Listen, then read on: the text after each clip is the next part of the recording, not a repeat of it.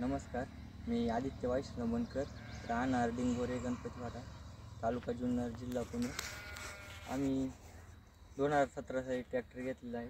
शेती वडिलोपार्जित करीत आहे।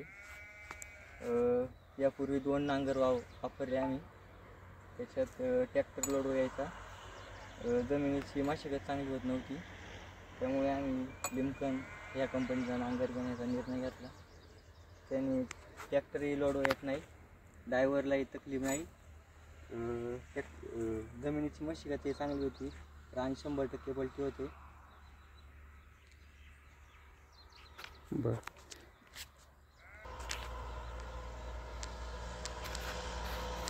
साहेब तुमचा इतर शेतकऱ्यांसाठी काय सल्ला असेल आता?